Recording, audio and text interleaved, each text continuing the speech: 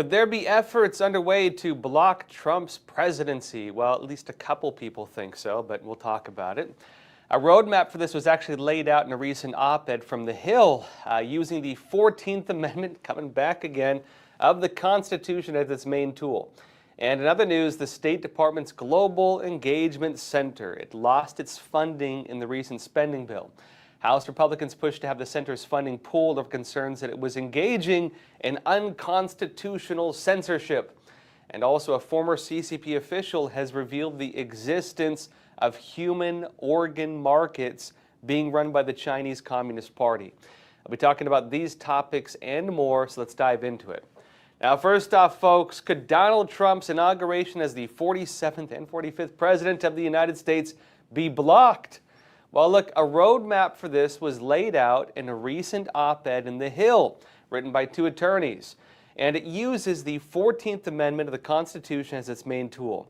If that sounds familiar, it's because that was also the method they tried using to block Trump from running for president, as you might remember. It didn't work. But now attorneys Evan Davis and David Schulte, they're writing that Congress can use this strategy to prevent Trump from taking office. Now look, briefly, a bit of background. You might remember this was attempted before. There were local lawsuits in different parts of the U.S. People tried doing it. It wasn't everyone, but people did try doing it. A lawsuit in Colorado tried making Donald Trump ineligible to run for president, and it used Section 3 of the 14th Amendment. The case was Trump v. Anderson. It made its way all the way up to the U.S. Supreme Court, and the argument was that because Donald Trump had been impeached by Congress, as you might remember, for, quote, incitement of insurrection, that under that he cannot become president. In March of 2024, the Supreme Court made a unanimous decision in this. All 9 Supreme Court justices determined that the state of Colorado did not have the authority to stop Trump from running for office, meaning a local lawsuit like that could not block a candidate. But here's the technicality with it, right? Because there was a bit more to it. That Supreme Court decision determined the powers to block Trump from becoming president under the 14th Amendment. It lies with Congress. So a state can't do it, but Congress can. And it's this power within Congress that some are now pushing as an attempt to prevent Donald Trump from being inaugurated. Now, let me show you this, folks. This is The Hill. This is the opinion piece from these attorneys. It says the Constitution provides that an oath-breaking insurrectionist is ineligible to be president. This is the plain wording of Section 3 of the 14th Amendment of the Constitution. Quote, no person shall hold any office, civil or military, under the United States or under any state who, having previously taken an oath to support the Constitution of the United States, shall have engaged in insurrection or rebellion against the same, or given aid or comfort to the enemies thereof. It notes this disability can be removed by a 2/3 vote in each house. And that's where it's going to get hard, because guess what? You have to get Congress to vote in 2/3 to block Trump from being president. And even though this is being presented, at least in an opinion piece, the chances that even all the Democrats would be involved, they're already saying they're not going to do it, let alone a good number of Republicans, meaning this is very likely dead in the water. They are talking about this as an agenda, but it's not going to have the support they probably need to do it. There might be a few people on board. It's probably not nearly enough, just being clear on this. Now, these attorneys go on to note their legal argument for Congress to prevent Trump from becoming president. And this is in light of the Supreme Court ruling I just mentioned. They state that counting the Electoral College votes is a matter uniquely assigned to Congress by the Constitution. Under well-settled law, this fact deprives the Supreme Court of a voice in the matter, because the rejection of the vote on constitutionally specified grounds is a non-reviewable political question. It rests in Congress, right? And they also state that the Electoral College Count Act of 1887, which was amended in 2022, you might remember Trump was accused of trying to pressure Pence to overturn the vote. They actually changed the law to make it so the vice president cannot do that, because on January 6th, when Congress again goes and they count the Electoral College votes and they affirm the election, the vice president is the one who opens those envelopes. The argument during January 6th in 2020 was that the vice president can make the choice to count the dueling elector votes or the normal elector votes. And they actually amended the Electoral Count Act of 1887 to make it so the vice president does not have the power to just overturn the election. Meaning that on January 6th, coming up very soon, Kamala Harris is vice president. Even she has not said she would do this, but she would not have the power to do what Trump was accused of trying to do with Pence. Now, they note again that the Electoral Count Act of 1887 lays out the procedure for a situation just like this, and they state, disqualification for engaging in insurrection is no different from disqualification based on other constitutional requirements such as age, citizenship from birth, and 14 years of residency in the United States. Now look, folks, in my own take, the irony with this proposal, the idea that you would try to make Congress vote in 2/3 to overturn the election using the 14th Amendment, given the fact that again, the Supreme Court did vote unanimously or determine unanimously that this power does in fact rest in Congress, meaning technically the powers are there, the idea that you need 2/3 of them to basically overturn the most popular president, he did win the popular vote, it's probably not going to happen. There's almost a 0% chance this is going to happen. Democrats have even publicly stated they are not on board with it. But look, in my own take, the irony of this proposal is that if anyone did try to do it, it's basically urging members of Congress to do the same thing that Trump was accused of and impeached for. That if they did this, they would be basically decertifying the election on the same grounds that Trump was accused of doing and they are now doing. It's kind of a bit of brutal irony in that regard. Remember, Trump was impeached over the accusation they tried getting dueling electors to change the outcome of the election, tried pressuring Pence, and they create this big conspiracy suggesting January 6th and everything else, and the investigations into fraud. It was all tied into one giant conspiracy leading up to January 6th when he wanted Pence to just choose which votes to count, and that was the giant plot. That's the narrative again, and that was the grounds on which they impeached him. Were Congress to basically not certify the election for Trump and overturn it, using, ironically, the same process on January 6th, they would be committing the same act that Trump was impeached for, ironically, just through different means. The idea that Congress would be doing this would actually take it a step further. They'd even be going against the Electoral College because they don't have dueling electors. And that would take a whole new level to this wild ride we've been on for the last few years. Folks, we'll have to see whether this proposal gains any traction. As of now, the Hill piece kind of fell on deaf ears. It was deeply criticized. Again, it was an opinion piece, right? It was deeply criticized by many Trump supporters. Democrats have not shown any signs they support it. President Biden has stood by his promise so far for a smooth transition of power. He's not suggesting he's going to take any actions. In fact, he just left for vacation. Democrats in Congress have openly declared they have no intent to object to Trump's victory or to him becoming the next president. They're not trying to block him. They're saying that they will certify the election. They're not taking any action that would make it look like they're going to do this. And again, they would need 2/3 vote. That would mean you'd need every single Democrat and a lot of Republicans to vote against Trump and to do this. The chances of this are slim to none. Now, Politico said this in October, just noting the Democrat stance. It says, Democratic leaders are saying publicly and privately they want a drama-free transfer of power. Been a while since we've seen one of those. They say even if it means setting aside some members' views that Trump is ineligible to return to the presidency because of the Constitution's bar on insurrectionist office holders. Again, I would actually say this 14th Amendment argument, it was mostly the media pushing it. It wasn't even necessarily a political thing. it was mostly the media driving this agenda.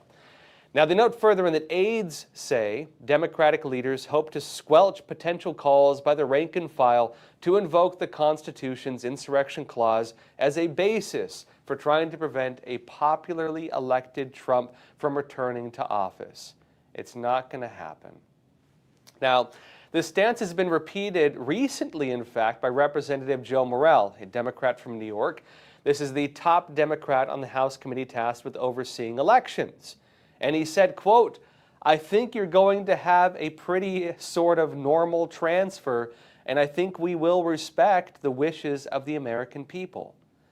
Again, my personal take, I do not think an agenda like this would have enough support to actually work. Not by a long shot.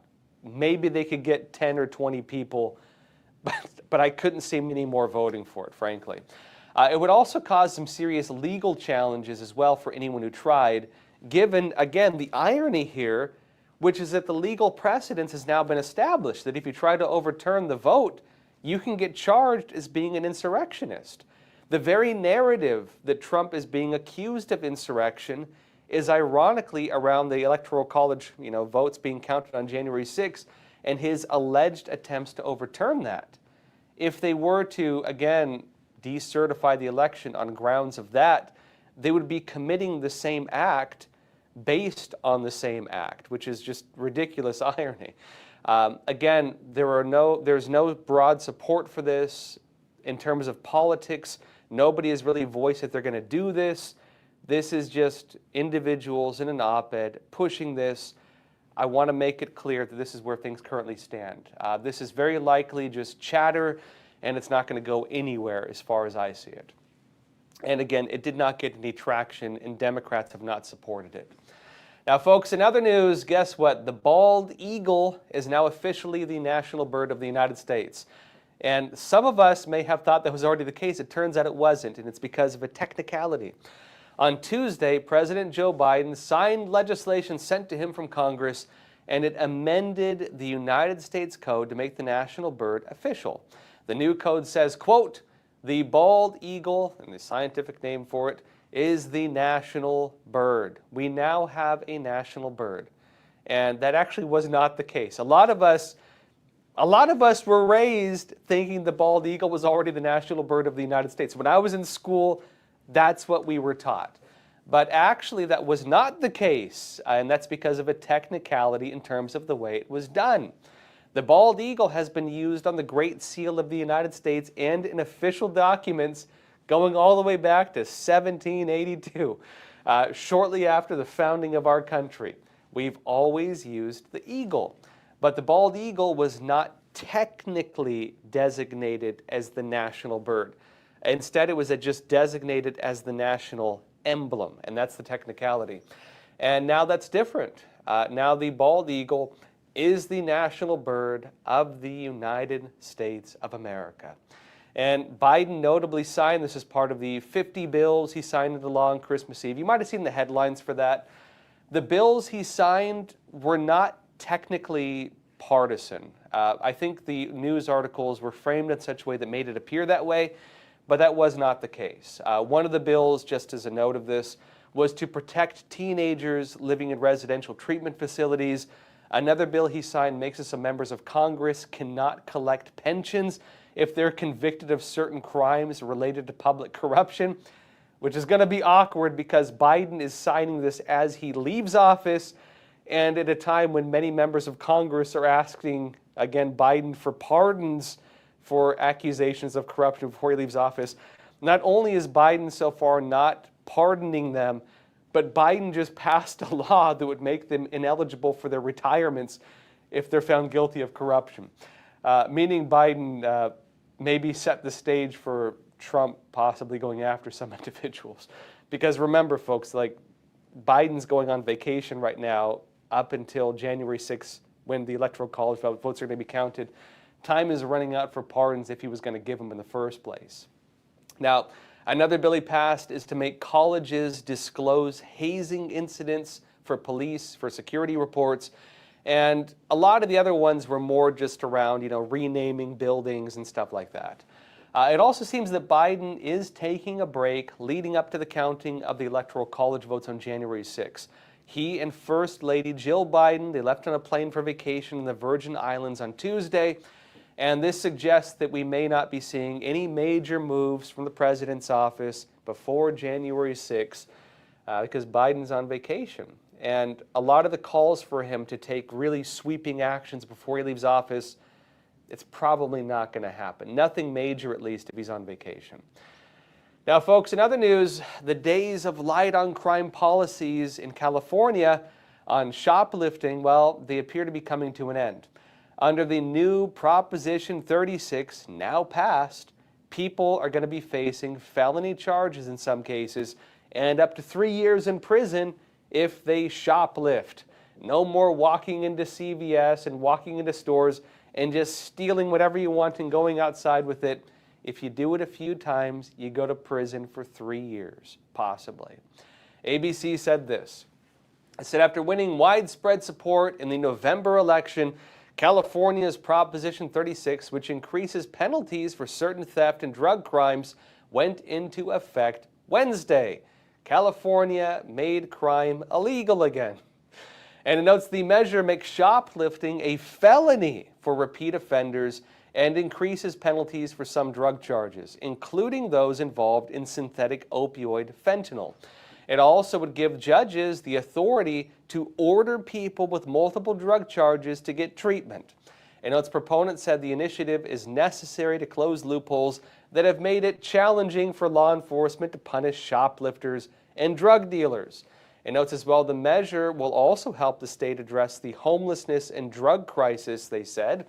It notes opponents, including Democratic state leaders and social justice groups, said it would disproportionately imprison poor people and those with substance use issues rather than target ringleaders who hire large groups of people to steal goods for resale online. It notes as well the initiative would also take away drug and mental health funding that comes from savings from incarcerating fewer people. The measure would essentially unwind, it says, Proposition 47, which voters approved a decade ago and made some thefts and drug crimes misdemeanors instead of felonies. And you might remember that's why people could steal $900+ worth of goods and not get punished for it. That is now over. Now, some are criticizing this, saying it will increase the prison population. Well, if you have a lot of people stealing, going to jail, probably. And they're also saying that we'll end up seeing more people incarcerated for non-violent crimes. And remember, that was the basis of this. That was the basis of New York doing things like this. That was the basis of California doing it. They were saying non-violent criminals should not be sent to jail because we have too many people in jail and you shouldn't put people in there unless they're actually violent. That was the argument, and we saw what happens when you do that. It could also mean more felons because, well, if you steal more than once or twice, you get a felony. And that means more people will have trouble finding jobs. It's very hard for felons to find jobs because a lot of workplaces want you to disclose that. It'll make more people ineligible to vote. If you commit crimes, you can no longer vote if you get a felony. And also more people not able to legally own firearms because if you're a felon, you cannot own a gun. Now, like the other side of this is many people argue that drugs and theft are kind of like gateway crimes. People who start committing smaller crimes are often the ones who end up committing big crimes. And even more so than this, we've seen the effects of things like theft being treated as minor crime. What was the effect we witnessed? Why did California go from Proposition 47, basically legalizing most theft, to now treating it as a felony? Well, the reason is we saw what happens. It ended up creating a situation of widespread theft. You don't punish people for it. Small businesses were struggling to survive. Imagine you have like 10 homeless people a day or just random people walking in and stealing, $200, $300, $400 worth of goods and then walking out with it, and they do it again tomorrow. Well, you probably cannot survive for very long, and that's what happened to a lot of businesses that had to shutter their stores because of this. Also, it caused problems of risking violent altercations if people tried stopping the crime, something that did happen very often. A business owner is tired of getting robbed. They take matters into their own hands, and one person either gets assaulted or killed. There were cases of this. And look, another point is punishment for crime is not technically about the punishment itself. Punishment for crime, making it a felony, the anticipation of that is that people will not do it in the first place. It's about prevention. The idea is that some people who might have otherwise committed theft may now say, I don't want to go to prison for 3 years and become a felon, and they'll decide to not do it. And it also makes doing certain types of drugs a lot more risky, not just for a person's health, but also in terms of the law. It means that there may be repercussions for bad choices. And maybe the biggest point of all is that while this whole thing is going on, remember folks, in California, theft under $950 was not treated seriously. Those days have now come to an end. Let me show you the actual guidelines on this. This is the voter summary, right? California Voter Guide on Prop 36. And it says, summary allows felony charges for possessing certain drugs and for thefts under $950. If defendant has 2 prior drug or theft convictions, and notes as well that fiscal impact, state criminal justice costs likely ranging from several tens of millions of dollars to the low millions of hundreds of millions of dollars annually. They say local criminal justice costs likely in the tens of millions of dollars annually. Now look, on the drug part, 'cause we talked about theft, this will also provide mental health treatment for people addicted to hard drugs, including fentanyl, cocaine, heroin, and methamphetamine. It also creates harsher penalties for people in possession of fentanyl and a loaded firearm. So if you have fentanyl and a gun, you could have harsher punishment. And if you traffic large amounts of fentanyl, there's also harsher punishments. Now this is interesting because New York, on the mental health issue, is also looking to clean up the subways finally. But part of that is they also want to start giving people mental health treatment involuntarily if, for example, you're wandering around wearing a Skittles box on your head in the subways, which some people do, by the way. And so you're seeing California and New York begin to take different stances when it comes to what we viewed as relative chaos. Now, look, in other news, folks, the State Department's Global Engagement Center, it lost its funding in the recent spending bill over concerns that it was engaging in unconstitutional censorship and that they were unfairly targeting conservatives. That was the accusation. I'll be talking more about this after we come back from a quick break. Don't go anywhere. Experts agree. One of the best ways to protect against financial uncertainty is to diversify your portfolio. Learn how physical gold and silver can secure your retirement funds from today's economic challenges. With a gold IRA from American Hartford Gold, you can safeguard your wealth with no penalties or taxes when you transfer your current qualifying retirement accounts. Call now and our precious metals specialists will send you a free information kit, no cost or obligation. American Hartford Gold, a trusted industry leader with an A+ from the Better Business Bureau, has a 5-star rating from thousands of happy clients. Whether you are getting physical precious metals in a gold IRA or delivered to your doorstep, we offer only the highest quality gold and silver. For your peace of mind, we also offer a no-fee buyback commitment, a low-price guarantee, along with free shipping and free insurance. So don't wait. Call the number on your screen today and secure your financial future.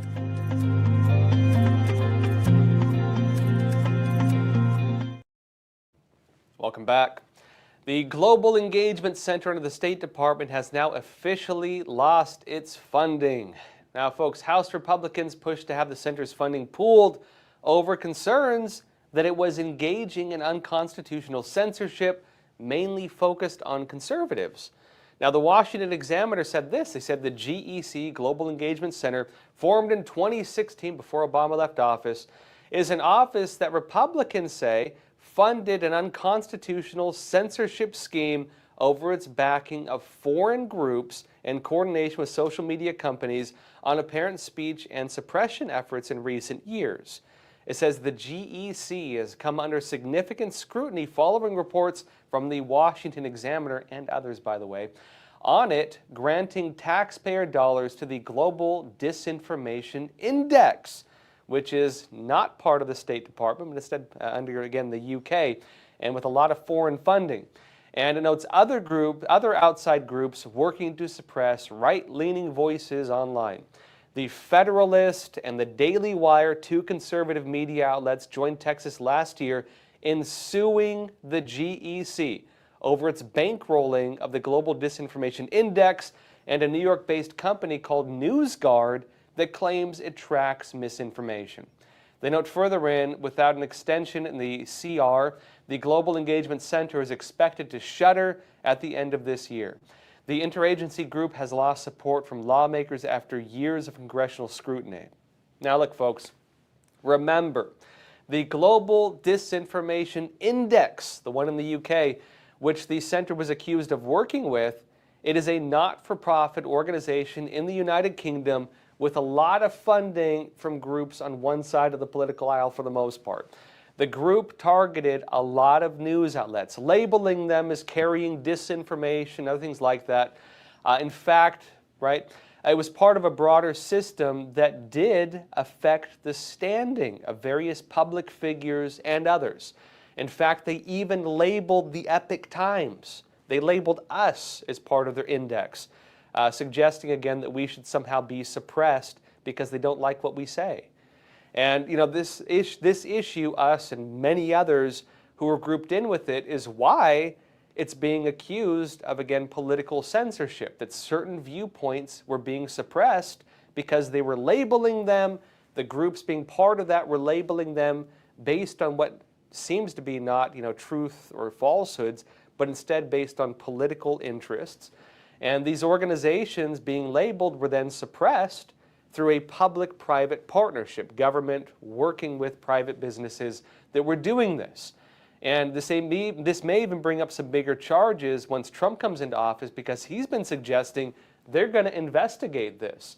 And if they find that news outlets or other organizations were engaging in the censorship of their competitors, then this may in fact be a violation of U.S. law, and they could face charges for it.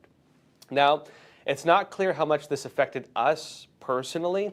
I can say without a doubt we have been massively suppressed by some of these platforms, but we'll see very soon probably. The bigger concern that this system has, though, it's tied in with the Global Engagement Center, is that it was not technically focused on legitimate disinformation or misinformation. Instead of being focused on actual, foreign governments trying to mess with truths and promoting propaganda, right? Instead of that, they're arguing it was functioning as a type of political censorship effort. And it got roped in with things like the Twitter files and other big revelations demonstrating public-private collusion to cancel and censor and even kind of put out of business any alternate voices. They were making it so that if you did not toe the line, you got suppressed. Now, like personally, I'd say it's a tragedy. I do believe that foreign disinformation is a real serious problem, especially when you're dealing with the Chinese Communist Party. I've exposed a lot of CCP disinformation over the years, actual disinformation, not politicized disinformation, right? But I'd also point out that there were, mainstream news outlets that run CCP disinformation. In fact, I'd say a lot of mainstream on your TV and in your newspapers outlets actually run disinformation, and these organizations were not going after them. Major outlets that run CCP propaganda, they got an open slate. Look at the New York Times, for example. Real disinformation, and the outlets that were pushing it did not seem to have any problems with these organizations. And so look, if you're going to create an organization that goes after real disinformation, you cannot make it an elitist list of approved outlets and unapproved news outlets, or just blanket label anybody who doesn't say what you want them to say as being disinformation or misinformation. And that's the concern. I'd say these efforts were co-opted by certain individuals and really just tainted with special interest. It's not saying the organizations overall were bad, but without a doubt, you did have some individuals who unfairly censored people on false grounds. And look, instead of focusing on actual problems, it instead worked to silence and degrade alternative voices while promoting legacy outlets that ironically have serious problems with their reporting. In fact, go back over the last 8 years, how many fake stories were reported and published and very widely promoted by the legacy media? A lot of them. Were they ever held accountable for the false information they reported? Why was that not treated as an issue? Now, look, there's a reason the corporate media have lost so much trust, and I'd say it's being reflected in this as well. These systems of censorship were unfortunately censoring, in many cases, legitimate information while suppressing legitimate information while promoting falsehoods. And again, had a system backing them up, supporting it. That is now gone. Now look, folks, speaking of the value of independent news, the Epoch Times had a very important interview with a former CCP official. And this individual revealed the existence of human organ markets being run by the Chinese Communist regime. The Epoch Times said this. It said a former Chinese official has come forward to confirm the communist regime's crime of forced organ harvesting based on his own experience in China. The individual, Du Wen, a former executive director of the Legal Advisory Office of the Inner Mongolia Autonomous Region government, was wrongfully imprisoned by the Chinese Communist Party for 12 years before going abroad and settling in Belgium in 2023. And he said, quote, "I used to say, where is the evidence? Those are the evidence." This is him saying this of the transplant advertisements that were seen outside major hospitals in Beijing. And it says that every single advertisement is evidence. Every phone call is evidence. Organs, human organs, are being openly bought and sold. He told the Chinese edition of the Epoch Times December 16th. Now, it notes the ads say, if your matching organ is not successful, just call this number and we'll match you as long as you pay enough. They'll grab a live person, harvest the organs, and sell them to you. This is what he said. And he said, quote, "They have an entire organizational system with doctors and everything. This is large-scale organ harvesting from living people."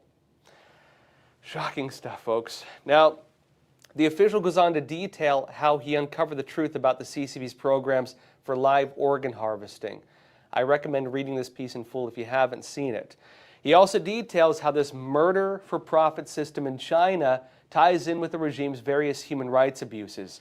In particular, the Chinese Communist Party uses religious believers who practice Falun Gong as the main sources for its organs. It kills them for their organs. Chinese Communist Party agents in China cut out the organs of Falun Gong practitioners for transplants on demand while they are still alive. And they kill them in the process of doing this. This brutal persecution by the CCP has been getting exposed a lot more broadly in recent years. In fact, in 2019, an independent tribunal in London called the China Tribunal and chaired by Sir Geoffrey Nice, QC, a prosecutor at the International Criminal Tribunal for the former Yugoslavia, came to a unanimous conclusion on the CCP harvesting organs from prisoners of conscience. This has been officially determined that this is in fact happening. Now, they've been taking evidence from medical experts, human rights investigators, survivors, more. Here is part of the conclusion. Watch this. There's a clear evidence of a supply chain of organs over many years from an unaccountable source.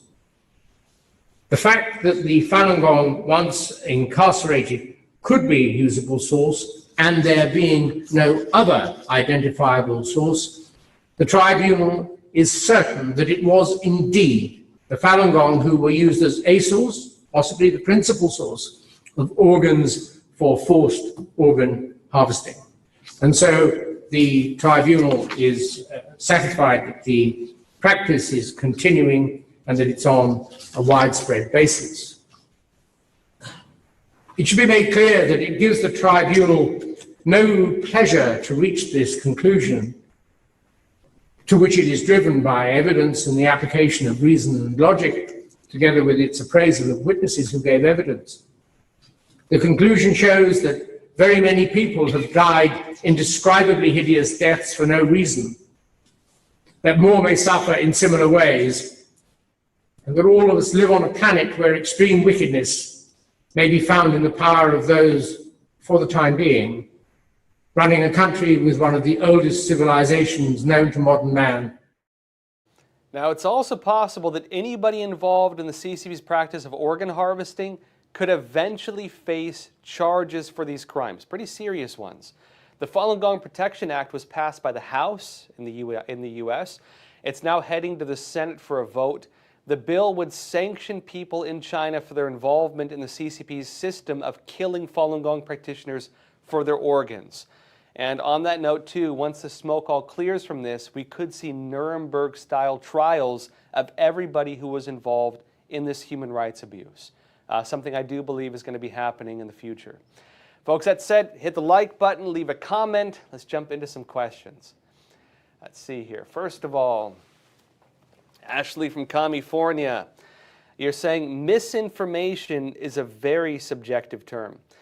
That's true, actually. And this is one of the problems you have when when organizations try to label something as being true or false. I'll give one clear example of this.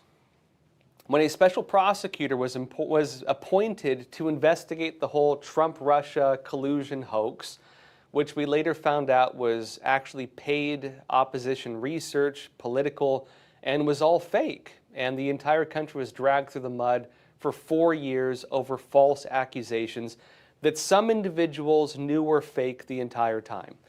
What happened with that?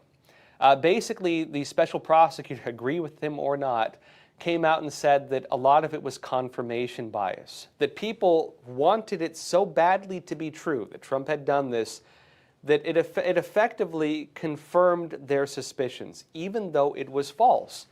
Meaning, they didn't realize, maybe some of them did, but many, we would assume, did not realize that what they were spreading was false information. Now, that was a case of actual disinformation.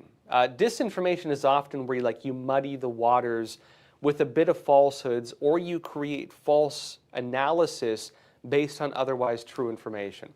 Opposition research, if you lie about it, that's you could call it disinformation or a bit of misinformation thrown into it.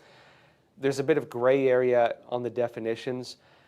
This stuff does happen. When media reported that when Trump went and visited Abe, right, the former Japanese prime minister, and they were feeding the koi fish, and do you remember the video? They're feeding the koi fish and Trump takes the fish food and dumps it out. Different news outlets had altered the video. They did not show the part where Trump and Abe were taking little spoons and doing it. And then both Abe and Trump, when they had finished feeding the koi fish, took the boxes and emptied it.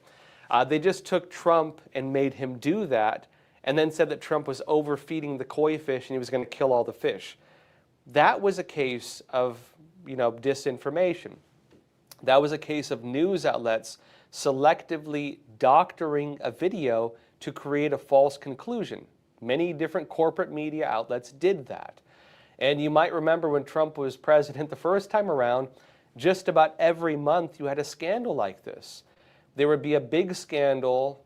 Turns out someone had falsified it because a lot of outlets seemingly wanted it to be true. They then all reported it, and it turned out that the whole thing was fake, and they never properly told their audiences, hey, the thing we said last week was fake. That happened over and over and over and over again. Now, at what point do you call it bias? And at what point do you call it misinformation? That is one of the big arguments here. It is the case that sometimes people get swept up into rumors, and the rumors take on a life of their own.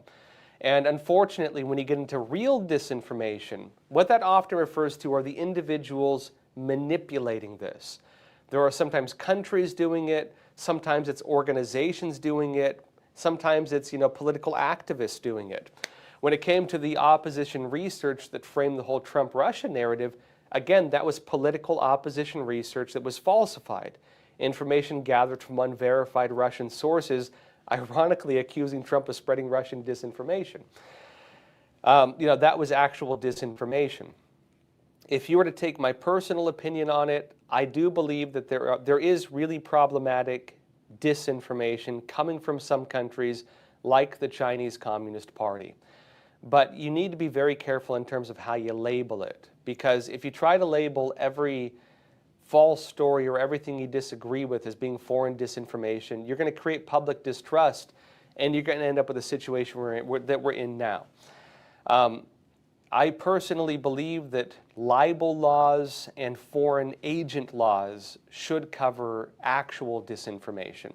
That if a news outlet falsifies information, doctors videos, and then creates a false story, the individual who was victimized by that should be able to sue for libel or defamation, which Trump has been doing, by the way.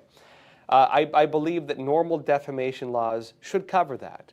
And if a foreign government is engaging in this, then you should look at it as an instance of foreign espionage. And the Foreign Agents Act should cover that.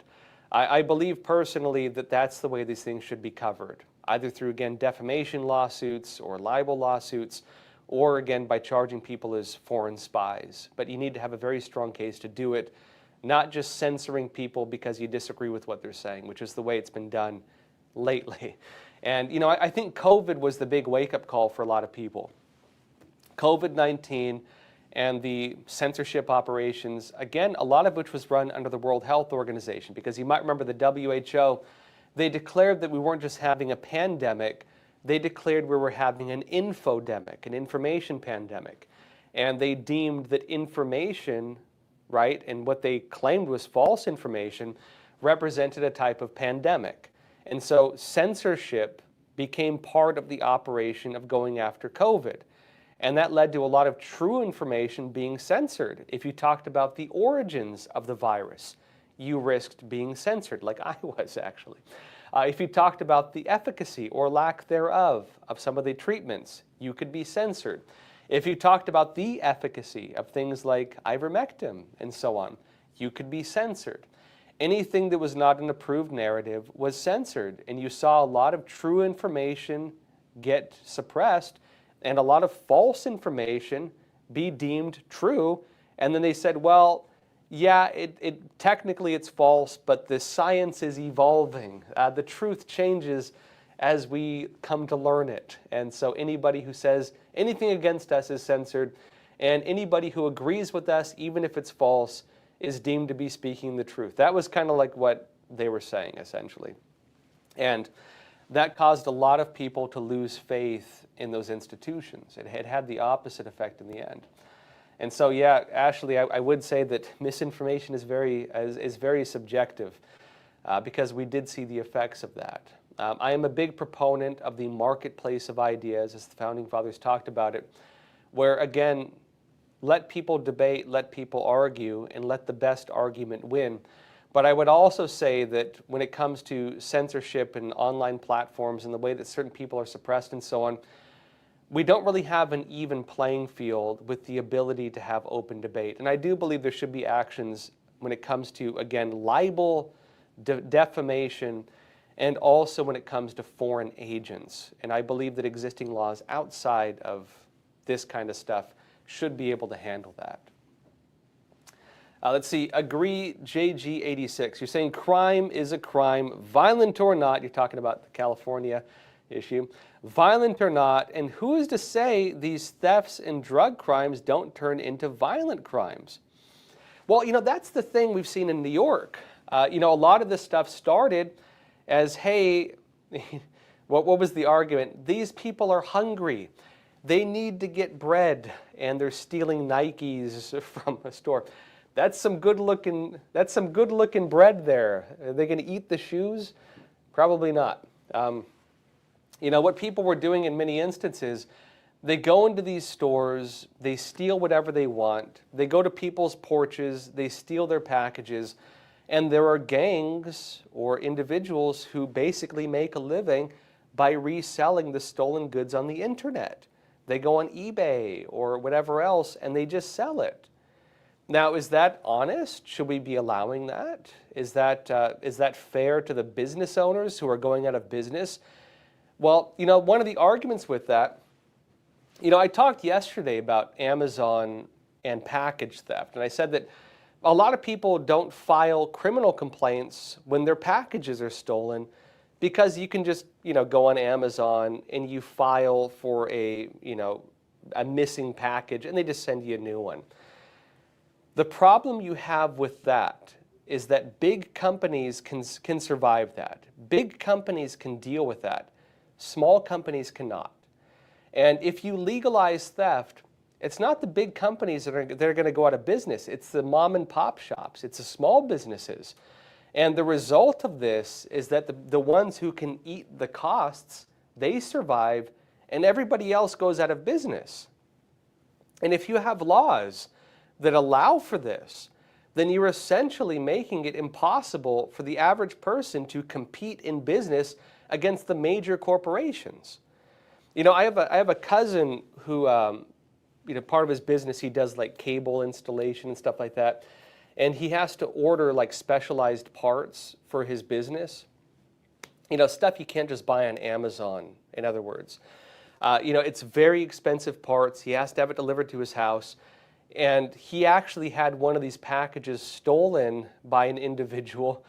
This is my cousin. He called a police report. He got in a high-speed pursuit with the guy and actually held the guy at gunpoint and got his package back. There was a police report. It's already dealt with. But people deal with that. And when you deal with those kinds of things and someone gets hurt, then yes, theft that you didn't think had a real victim does have a victim. It risks putting people out of business. It risks people's basic livelihoods. Maybe not the big corporations as much, but a lot of other people, yes. And also, if people try to defend the rights to their property and they don't believe the government is going to help them with it, then they take matters into their own hands, and that's when people get hurt.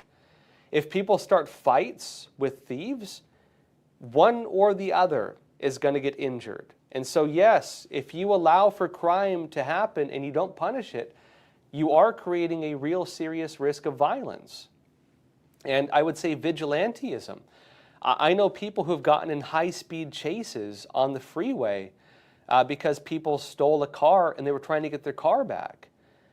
That's extremely dangerous, especially when it's not police doing it. It's people who've never been in a high-speed chase before and have no training with it. That kind of stuff is what poses public threats.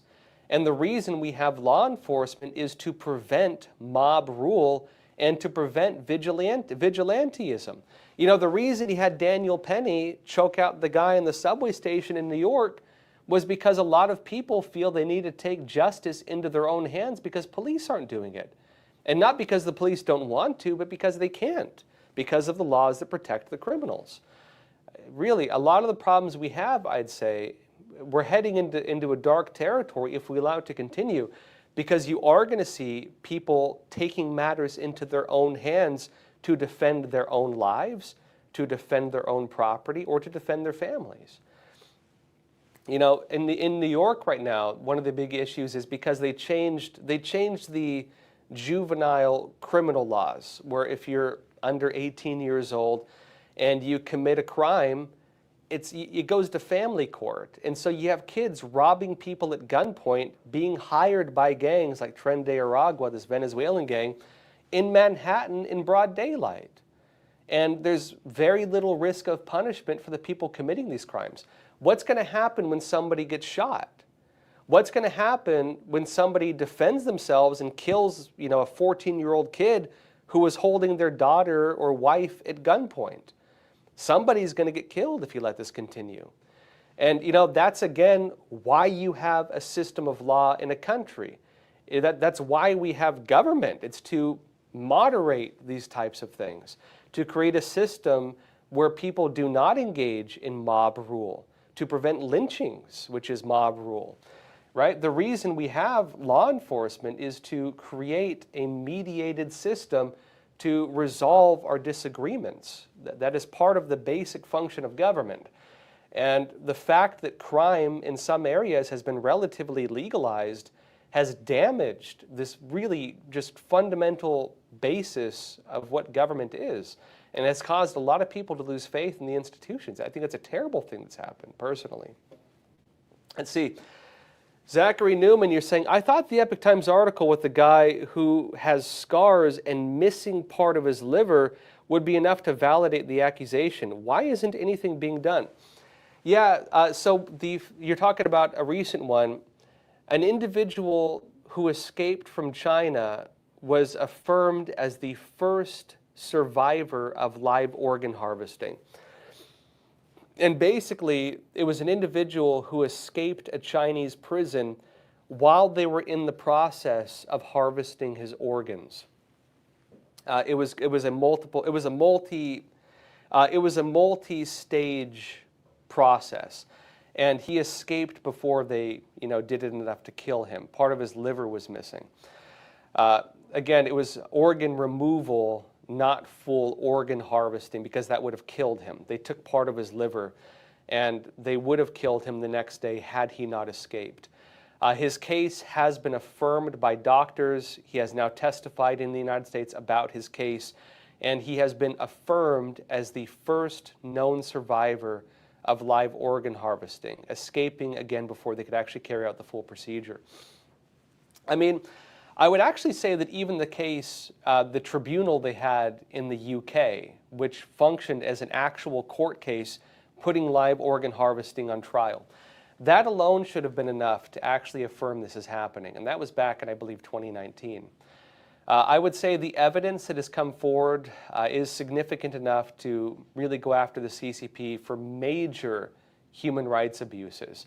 I believe that we're going to need to have Nuremberg-type trials for every person involved with this. And that means the guards, that means maybe the investors, that means anybody who was in any way involved in the CCP being able to carry out one of the largest atrocities ever known to man.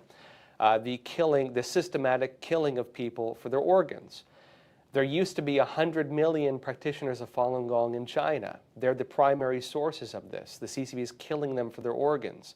This is a religious persecution based on nothing other than the Chinese Communist Party saying there are too many of them. There are too many religious believers and they have to kill them. And the CCP basically trying to cover up its crimes by colluding with different news outlets to promote their own propaganda. The New York Times, notably, has repeatedly promoted CCP propaganda covering this up. Just, even in the United States, take that, right? I would say people do need to be held accountable to this. We don't actually know the full number of people killed with this because of the cover-up. But we do know that it could be a ridiculously high amount based on some of the evidence we've had come out. I do think, again, in the future, every single person who has been in any way involved needs to be held accountable. In fact, even the tribunal in the UK, and again, that functioned as an actual court case. That functioned as an actual hearing of all the evidence and the witnesses, and they put it on trial. They determined that not only is this happening, but they said every single person who has been involved with the Chinese Communist Party should be held accountable.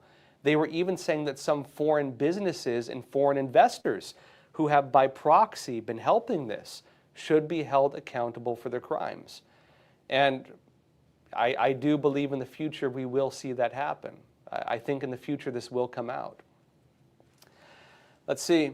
Realityisreal.com, you're saying communism cuts out all virtue for the sake of it being virtuous. Isn't that ironic? That's a good way of putting it too. What the CCP tries doing, and this was explained to me by an individual once, the very nature of political correctness or political morality. And, in the US, we have our own concept of political correctness. This actually started around 1967 under Mao Zedong, the former CCP leader. And what it really meant was this. By overthrowing religion and overthrowing traditional morality, what did the Chinese Communist Party do? The CCP basically said that government action is what determines right and wrong. Government action is what determines good and evil, not religion, not traditional belief, not morality. Whatever the CCP does, they claimed was the right thing. And if you criticized it, then you would be killed. You would be persecuted. You would be tortured. And so the CCP, by trying to overthrow God, basically established itself as, the kind of only religion you're able to practice. I would say on this point, the CCP functions very much like an evil cult, right? It overturns traditional morality, says that, no, you can't judge our actions through the lens of traditional morality. If you do, you are evil and we will destroy you. And if you try to believe, and this is actually why they persecute Falun Gong, because Falun Gong practitioners believe in truthfulness, compassion, and tolerance, or forbearance, the ability to endure hardship and not be so moved by it. They deem that these values are antithetical to the values of the Chinese Communist Party. The CCP promotes struggling, right, with people and struggling against nature and struggling with heaven, which goes against the very nature of kindness. The CCP promotes lying and deceptiveness, which goes against the value of truthfulness. The CCP teaches a kind of unscrupulous nature and going after everyone for everything. Take, for example, wolf warrior diplomacy, which doesn't let anything slide. That goes against the very nature of forbearance. And so if the Chinese people begin practicing honesty and kindness and forbearance, the CCP cannot survive. And that was the argument, right? That if they become moral people, the immoral nature of the CCP cannot continue. And so the CCP has sought to destroy religion for that purpose. They want to overthrow morality because they want to control the very idea of right and wrong. And that's a terrifying thought. And so under Mao Zedong, the idea of political correctness was a political morality. Under the CCP, again, during the Cultural Revolution, if you agreed with it, you were politically correct. And if you disagreed with it, you were politically incorrect, and you could be tortured or killed. That is the very nature, as realityisreal.com says, of communism, to basically destroying virtue under the guise of being quote-unquote virtuous, right? That is really what it does. It tries to alter human morality to make it appear that it's moral. It has to destroy morality and replace morality to even survive. That's what communism does. T.Z. Burton, you're saying, U.S. government schools down to kindergarten are turning into CCP indoctrination centers. This has been going on since the 1960s, like Yuri Bezmenov said. Yeah, Yuri Bezmenov, if you haven't watched his interviews on the internet, I'd recommend checking them out. Yuri Bezmenov was a Soviet defector. He was engaged in propaganda. He worked for one of the big Soviet Union news outlets. And what they did was they would have journalists, like American journalists from Look and Life magazine, going into the Soviet Union, and they'd take them on these big propaganda tours, and they would just lie to them nonstop. All these foreign journalists, right? These useful idiots, going to the Soviet Union and lying to them. And Look and Life magazine were writing these glowing pieces about communism based on what the Soviet Union was feeding them. It turned out to all be fake, but media here were promoting it. I'd say look at media these days. All these journalists and all these, travel bloggers going to China and doing the same thing the Soviet Union was doing, where they're making it say oh, look at communism, look at what it does, without realizing that you're basically in the Truman Show, right? You're in the Truman Show. Everything is fake. You're talking to a bunch of actors half the time. They're feeding you what they want you to report in many instances, and you're not allowed to go to or show the things they don't want to be seen, right? It was the same exact thing. Now back to the point of Yuri Bezmenov, who did this under the Soviet Union, the exact same thing, came out, exposed it, and also talked about the indoctrination of students, and basically said that what the Soviet Union was trying to do was indoctrinate generations of future leaders. And he said that the process of demoralization, of basically damaging and destroying a person's nature and worldview, the only way to overturn it is to begin educating new generations and in ways that promote, patriotism and traditional values and everything else. That basically the Soviet Union had done this so fundamentally that you ruined many people. I would say the CCP tries to do this without a doubt. In fact, the Confucius Institutes do that openly. And there are also Confucian, it's not actual Confucianism. The CCP demonized Confucius. The CCP just uses that as like the label because it's something Westerners can kind of accept, right? The CCP condemned, defamed, and destroyed Confucianism, values of filial piety and respect for elders and basic, human decency, and put on the skin of it and uses it as the vehicle to infiltrate the American education system. They even pay schools to let them do it, in fact. And not only do the Confucius Institutes exist at the college level, they also have similar programs going through all grades of school, going, as T.Z. Burton notes, all the way down to kindergarten in the United States. The CCP does this, and we let them do it. In many places, this is allowed to be happening.